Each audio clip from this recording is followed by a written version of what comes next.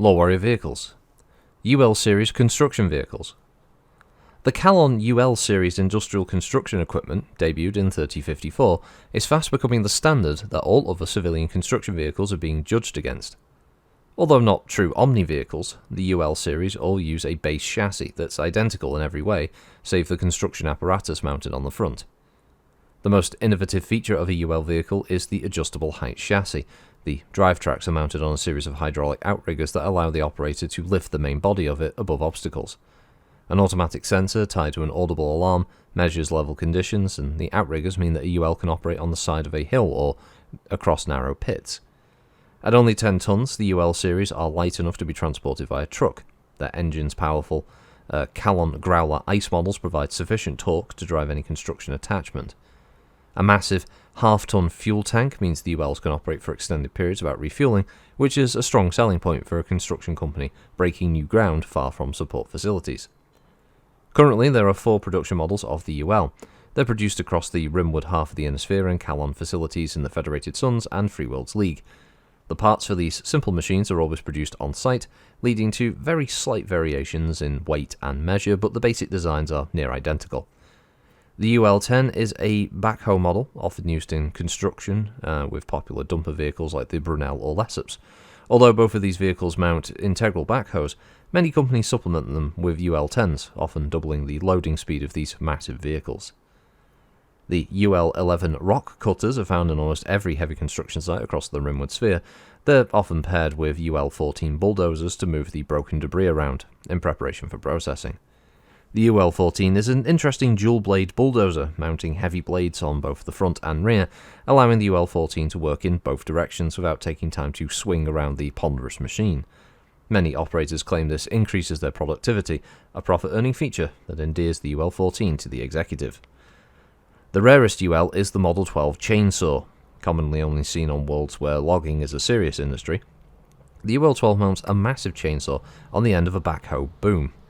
Braces clasp a tree trunk of up to a meter's thickness while the blade cuts through. The boom operator can then pivot the boom and drop the tree to the trim height and be gathered. Because of competition with dedicated industrial mechs such as the Logger mech, the UL-12 is experiencing some lackluster sales. Earthworks markets a series of construction equipment to supplement their Lesseps dumpers, but the poor reputation of the vehicle is making sales difficult. Calon executives on several worlds encourage this, often showing the UL vehicles clearing burning debris or vehicle accidents. They're clearly trying to keep as much of the construction market as they can. Yeah, a fairly boring one, I will admit. But it's something that's obviously important across all the Inner Sphere. It's construction vehicles, and who doesn't love a good Tonka toy or a big dump truck? You can see a few of them here on the artwork there, especially with the we can only assume as a giant of a man. Or those are very tiny people, or it's closer and far away. It's a joke from Father Ted. The Calon UL series construction vehicles, they're all tracked. They weigh 10 tons, as it says. They have a cruise of 1, a flank of 2, if you should need to use them on on export for whatever reason. And they're armoured with 6 on the front, 5 on the sides, and the rear. And there's some very basic stats there for them, but really it's nothing that's important.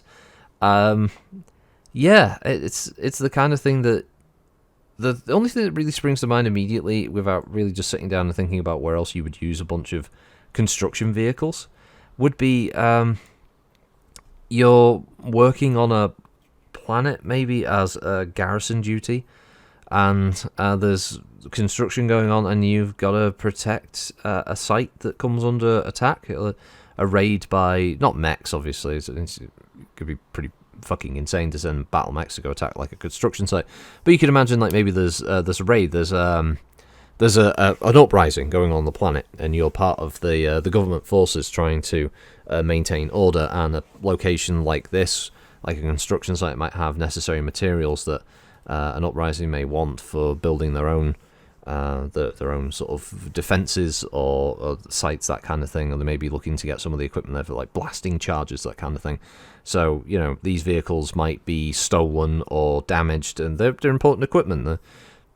They're items that the planetary government may want to keep protected. And so yeah, there's like a bunch of infantry and maybe some like technicals and stuff turn up, and the players have got to defend against them in their light mechs, because you do it as like an early game thing. That's what springs to mind. Or that maybe you have to escort a few of these vehicles to a site where they have to use the construction vehicles to clear debris, or to open up a site of a collapsed building, perhaps, that kind of thing. Although that one's probably a bit more of an actual tabletop RPG scenario than one that you'd use proper hex boards for. But you could have like a single hex board of a city area, and you've got maybe the player characters are working in vehicles, that kind of thing, to sort of escort the construction group as they move to the location, and then they're sort of setting up to defend. As I said, more of a kind of actual RPG pen and paper type thing than, rolling out the record sheets for, well, I'm taking my Zeus to fucking protect a series of construction vehicles here to clear, because there's been a natural disaster, and who knows, I might need my my fucking large laser ready to smack someone who might come in a charging in kind of thing. It's a little series like that, but again, it's all part of what the Vehicle Annex TRO is all about, really. It's just to slightly expand the universe in a different direction, to give people a bit more of a working idea of what a lot of these standard civilian vehicles look like, or who's building them. The fact that they come up with stats for them is a nice touch. It's there if you want to come up with a way to use these things. If players steal like the fucking chainsaw model and they can use it, well, at least the GM, you're like, right, okay, well, this game's gone off the rails, they've stolen a construction vehicle with a fucking chainsaw, okay, right, I've got the stats, kind of thing. It's useful for that.